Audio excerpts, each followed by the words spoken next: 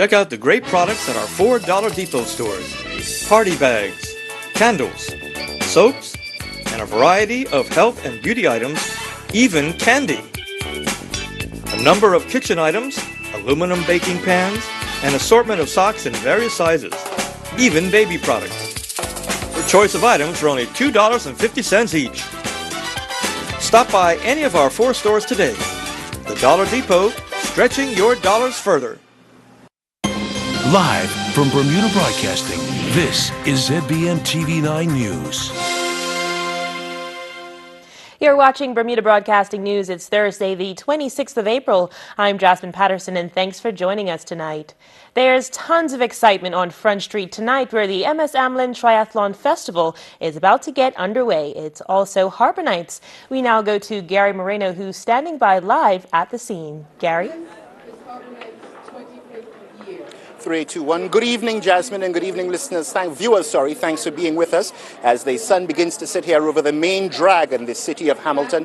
And this is going to be the launch of the annual Harbor Nights and also the precursor to what is happening, going to be the big triathlon event on the weekend. We have a couple interviews lined up for you. We're hopefully going to be speaking with a special guest. Hopefully Earl Basin is going to have that person ready for us. We're also going to be speaking with Ms. Kendary Burgess from the Chamber of Commerce to find out exactly what's happening for Harbor Nights this year, anything new and such. And also Ms. Vicky Abraham, who is of course part of the organization that has brought the triathlon here to Bermuda. We're going to find out some more about the routes and such. So as soon as we hear anything, Jasmine, we're going to come back to you.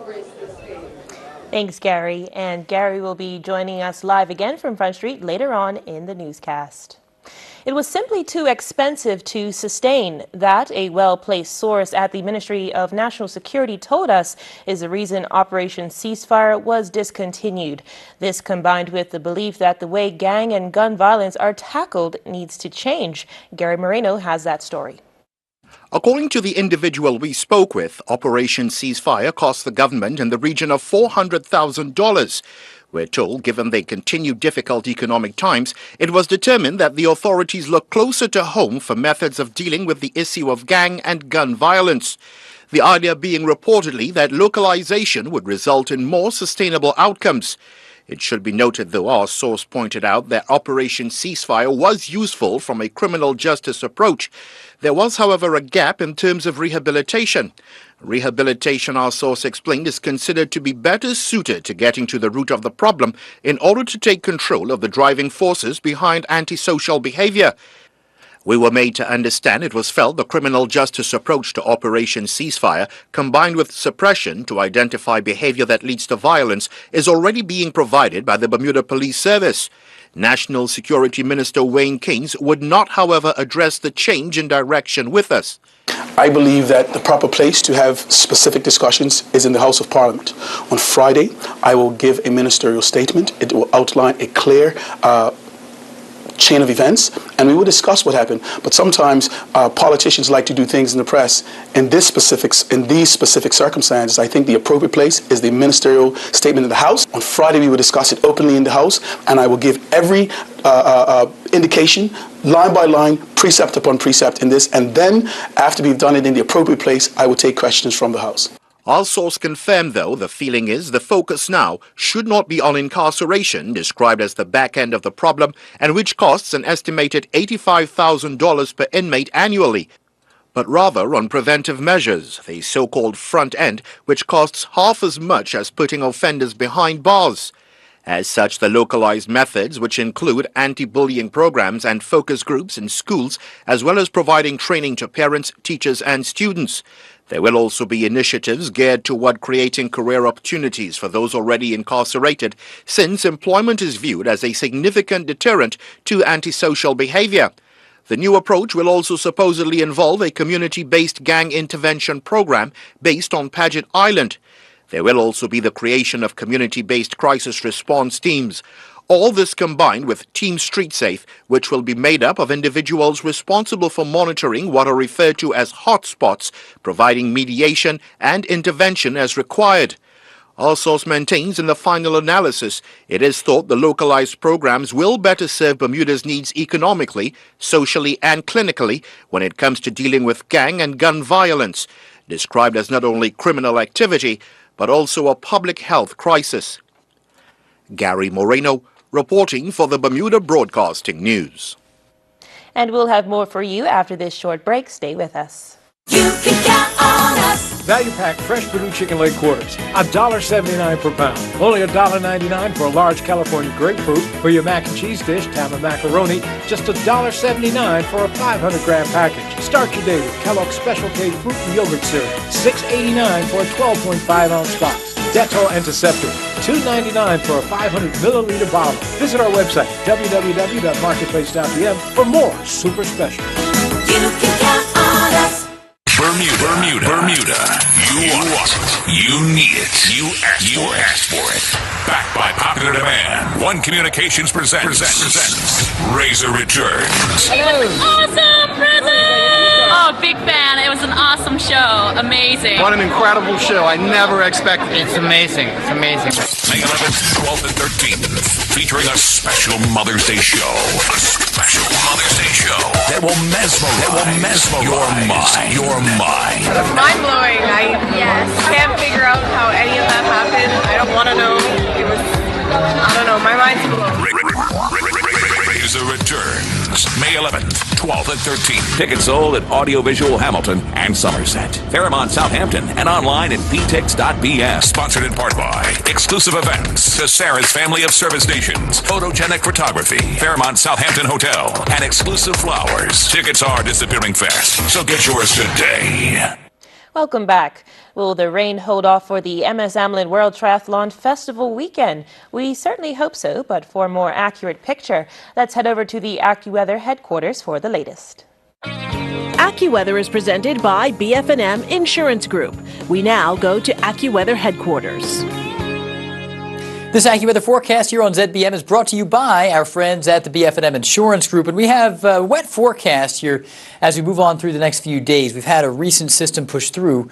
We will see some additional spotty showers in between now and the next system. The next one is moving through the southeastern part of the United States, and that will prolong our period of rain into the weekend. So while the main batch of rain is clearly off to our east, we can't rule out some additional leftover spotty showers here and there tonight, tomorrow, and even into Friday night into Saturday before things escalate once again with the arrival of our next system on Saturday afternoon. There is a patch of slightly drier air out there, but again, it's not totally dry. There are some thunderstorms fighting through, and you can see some of them popping up there, and some showers off to our west. Temperatures are up a bit, into the mid-70s. Enjoy it. We have been warmer because of that wind from the southeast at 15 or 16 up to 20 knots. Water temp 71. On the inside, we have relatively flat water, 1 to 2 foot waves. It's not totally flat, but things are not too agitated. On the outside, 4 to 6 footers, and humidity is hovering around 75%. And tonight, we have spotty showers. It's still breezy. We'll cool down into the upper 60s for your late night lows. And the upcoming tides feature the tide coming in. 6:55 high tide on the way out then to the late night hours. Another high tide at 7:21 in the morning, another low tide at 1:37 p.m. on Friday. And there are no current marine-related alerts out there, so that's some good news. No small craft advisories to be worried about. We do have breezy weather, a couple of showers, mostly cloudy, and tomorrow we're back up into the mid-70s, and that'll be a nice thing for us. Here's Futurecast showing that flow from the south that continues to keep us fairly warm. Storm system number 1 is off to the east, and the next one is approaching. You can see the winds accelerating, the winds shifting as well. As that next front draws near, we'll have to prepare for another round of rain. Now on Friday, it's still well to the west, but it will be getting closer. And into Saturday, we can expect another enhanced period of rain. Across eastern North America, we have a wet Friday. Scattered showers into New York and Boston. Toronto's often getting into some showers off and on with this kind of a weather pattern. Into Atlanta, it looks nice, but fairly cool. 71, not bad. And into Miami, we're around 85, but dry. London, 52 with the showers, certainly cooler than we were a week ago in London, England. Down into the Caribbean, scattered showers, hit or miss thunderstorms, mid to upper 80s for most of the crowd. It looks all right. So here's our extended forecast. And again, we have some wet weather, leftover spotty showers tonight into Friday. Some dry times, though, too. Probably more dry hours than wet. And then the rain increases again into Saturday night, and early Sunday with the second storm approaching from the southeastern U.S. And then we finally say goodbye to all this, and next week looks nicer, brighter, and drier. Back to you.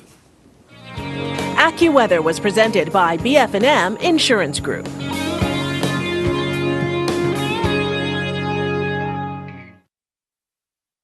This is Rick Blomquist of De Pere, Wisconsin. His life is pretty comfortable. He lives in a comfy home, wears comfortable shoes. He even has a comfortable job.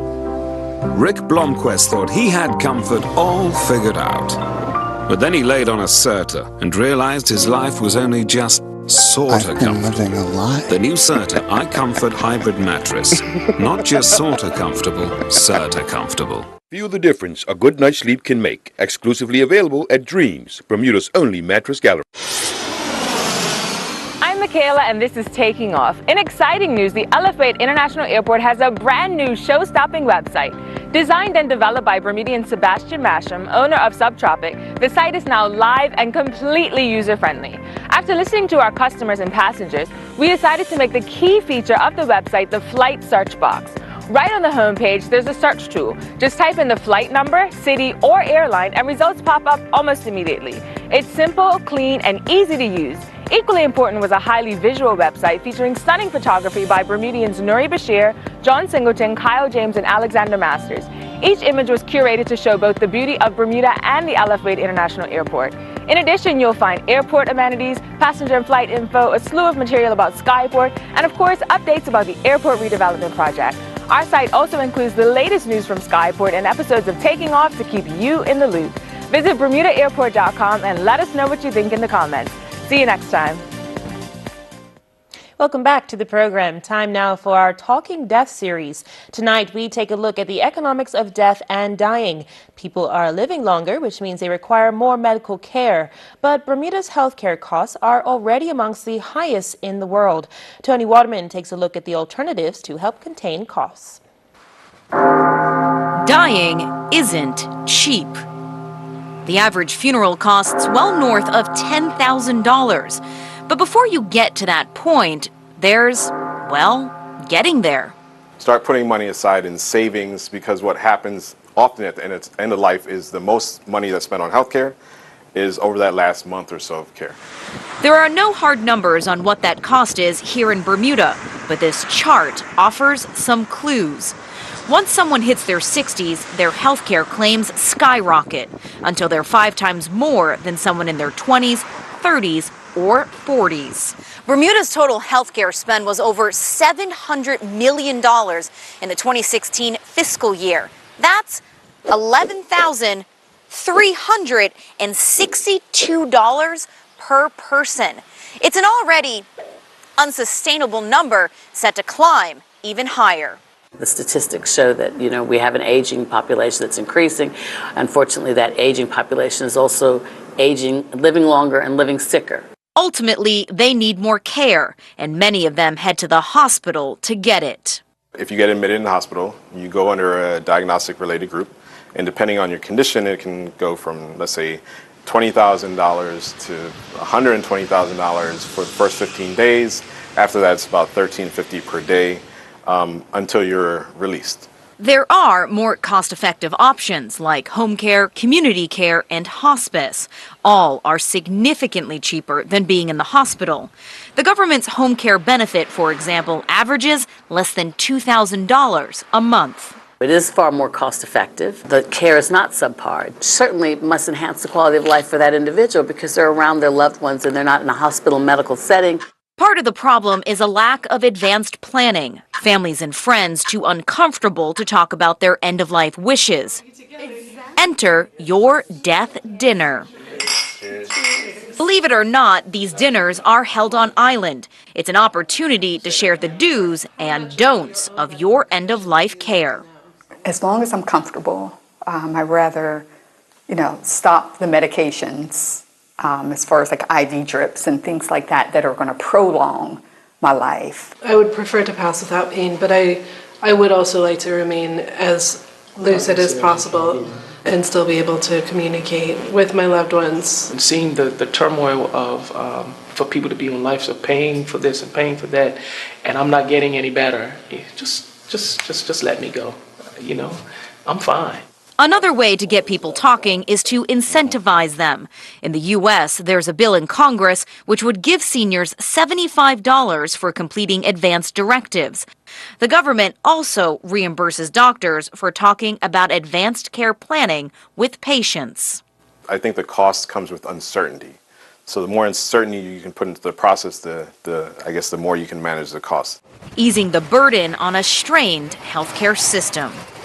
Tony Waterman for Bermuda Broadcasting News.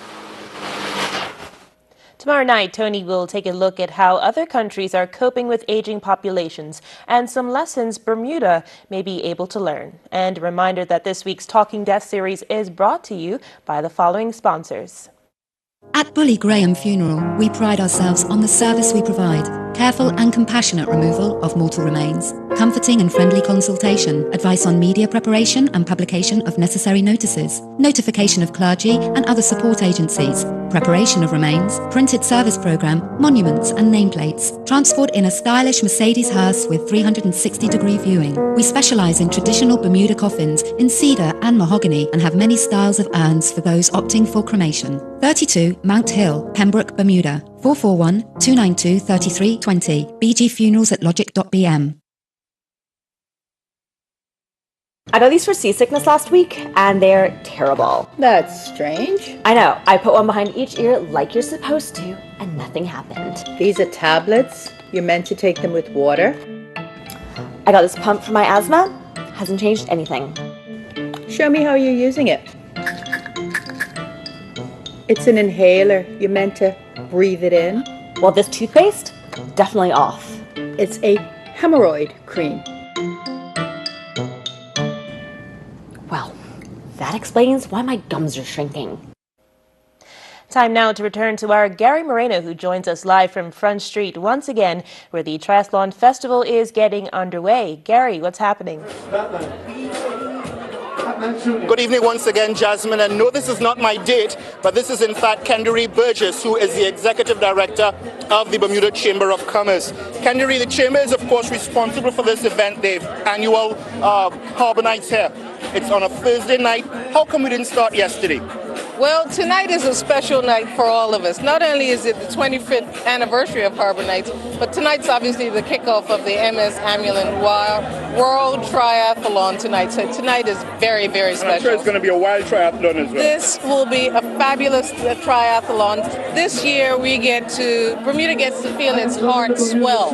We've got one of our own in it, and nothing could make our 25th year any better. Let's talk a little bit more about Harbour Nights though. Can we expect anything different this year? Anything spectacular, anything new? In your 25th year, I think so. What are we having? So this year, Harbour Nights has typically been for tweens. We are looking to expand our fresco dining and look for some adult offerings this year. Well, that sounds interesting. Can you give any insight as to what these adult offerings might be? Well, I think we're looking to attract some of the over 20s, some of the alfresco dining options, more adult offerings. I'm just going to leave that there, and hopefully all of you will come down and check that out. Any special offerings for the visitors to the island? Because, they come here and this is perhaps one of the main attractions when visitors are on the island.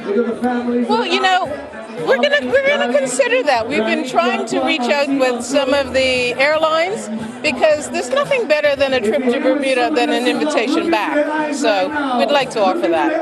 All the best with your organization this year of the event. Thank you, Kendary. If you're not doing anything, Jasmine, after the news, feel free to come down here and hang out with us. But while you're on your way here, I'm going to hand over to Earl Baisden, who has a special interview lined up.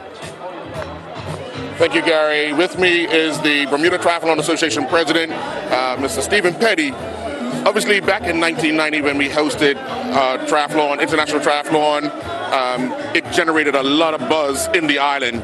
Is that something you're hoping, your organization's hoping, can replicate? Exactly. I think in 1997, Flora Duffy will tell you that as a 10-year-old, she watched the World Cup that was here in Bermuda, and she said, boy, I really like this event. One day I want to be a pro, and fate would have it, she is now the top female in the world in triathlon. But others have also seen that and replicated. Tyler Butterfield, now Tyler Smith, Erica Hawley. We have juniors coming through. But I think this event will just give us that extra boost. We've been having free clinics for free for youth, anyone between 7 and 14. We have a duathlon tomorrow night where there are over 200 kids entered. So they're looking at these super fit, probably the most fit athletes in the world that are here, and it's got to excite them, and they'll want to be just like them. So yes, it's going to be great for Bermuda Triathlon in particular. Well, there you have it. The president of the Bermuda Triathlon Association. It's all happening here on Front Street tonight as the opening ceremony for the World Triathlon Series takes place. We'll have full coverage of the international races on Saturday right here on Front Street. Back to you, Jasmine. Thanks again, Gary and Earl Baisden, live from Hamilton. And stick around, we'll have more news for you after this break.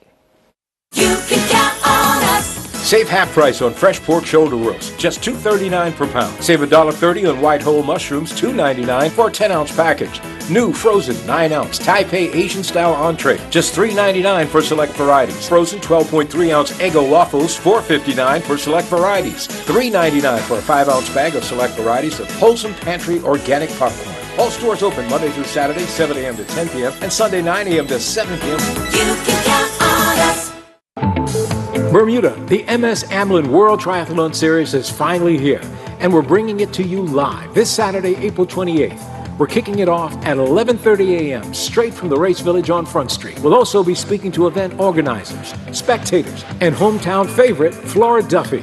So tune in to Channel 7 or go to our website at www.bbc.bm/live and don't miss a second of the action. That's this Saturday, April 28th at 11:30 a.m. as we bring you live coverage of the MS Amlin World Triathlon Series from Front Street. This broadcast is brought to you by our friends at Linda's Group of Companies.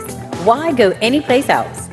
Are you looking to expand your customer base, increase sales, and be a part of the Island Community Events for 2018? Bermuda Broadcasting Company can make that happen. Be a part of World Cup 2018, Bermuda Day Half Marathon, Bermuda Heroes Weekend, Cup Match Classic, and Eastern Counties Cricket. Inquire about our new advertising opportunities, whether big or small. We will deliver. Come and see us at Fort Hill, Devonshire, or email us at sales@bbc.bm or send us a message on Facebook at Bermuda Broadcasting.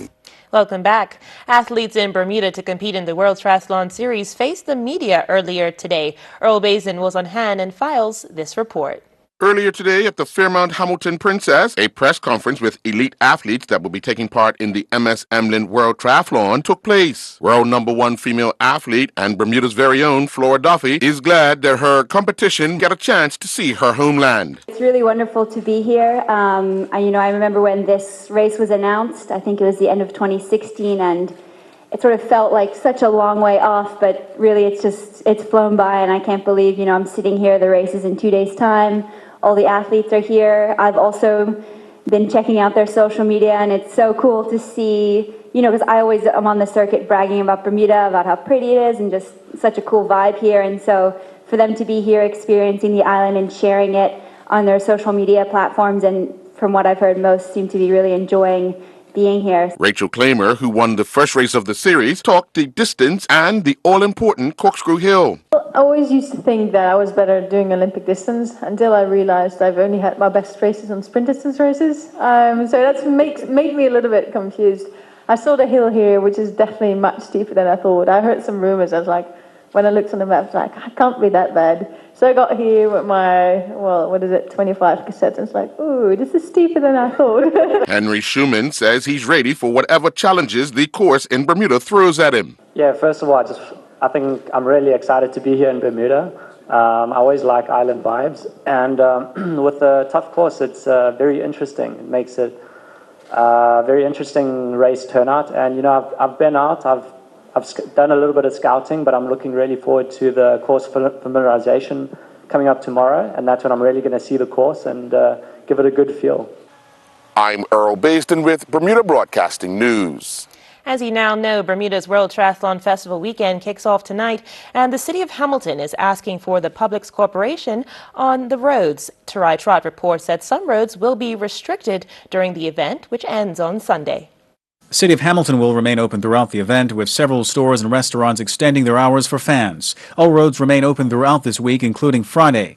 At 4 a.m. Saturday, the race course will be closed to traffic, and traffic will be directed by the police and the regiment. Car parks that will be open at all times are Bull's Head, Elliott Street, and King Street. The summer ferry schedule will operate as normal, with additional Hamilton to Dockyard ferries leaving Hamilton on Thursday night at 10:30, Friday night at 10:30, and Saturday evening at 7:45. Buses will enter and exit Hamilton on the regular published schedule. However, some bus routes will use different roads to enter the city. Things will be different on Saturday when the race course is in full swing. Roads are closed to all traffic from 4 a.m. until midday for the age group race course. Affected streets include Crow Lane, The Lane, Pomanda Road, a part of Harbor Road and Paget, Trimingham Road, Wesley Street, Serpentine Road, Pitts Bay Road, Rosemont Avenue, and part of Parleville Road, among others. There will be pedestrian crossing points along the course, and people with a need to drive to or from the area are encouraged to park outside of the course the evening before and walk to their car or bike. For more information and the complete list of roads affected by the triathlon, log on to trybermuda.com.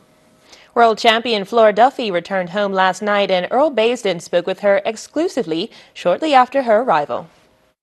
Multiple world champion Flora Duffy made her way to Bermuda last evening, arriving at the L.F. Wade International Airport, only to be met by the Minister of Sport, Michael Weeks, and the President of the Bermuda Olympic Association, Judy Simons. Minister Weeks could not keep his excitement in check. I told him that I was in the company of a world champion. So it's really a pleasure. It's really a pleasure, and I'd like to encourage Bermuda that over the next few days, please come out and support our world champion and Commonwealth Games champion. So welcome back, Flora, and we look forward to coming out, supporting you, clapping along the route, screaming Flora, Flora, all that. And I think all that to inspire her to keep on running and feel good that our country's proud of her. Simons has seen Duffy develop over the years. I've had the privilege of watching Flora grow in this sport since 2006, ironically in Melbourne. And she has grown from strength to strength, but there is no greater honor, I know, in representing your country.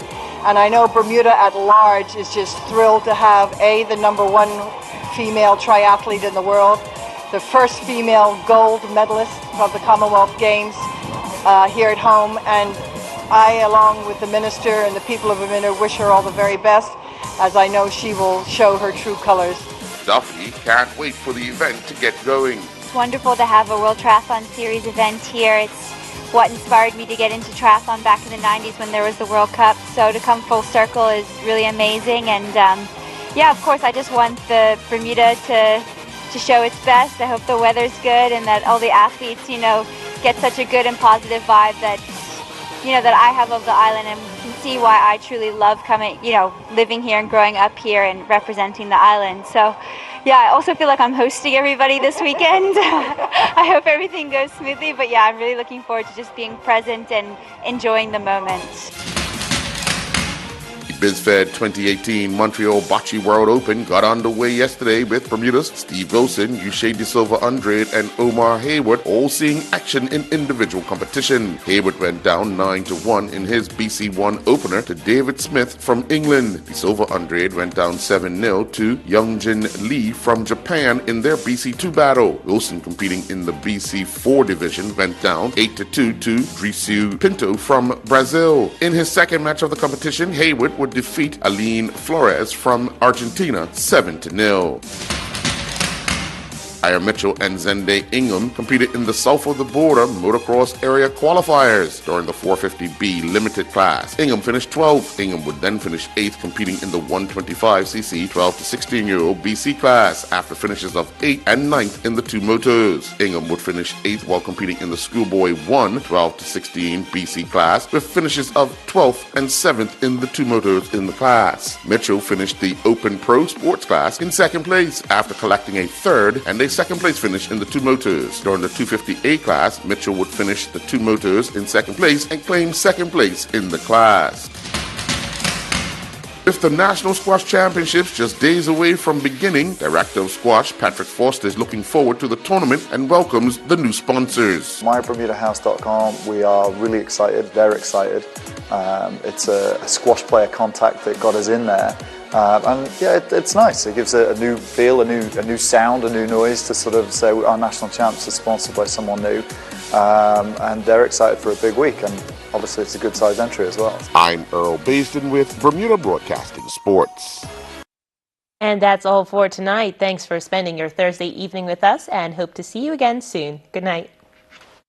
Jasmine Patterson's wardrobe and makeup is provided by Gibbons Company.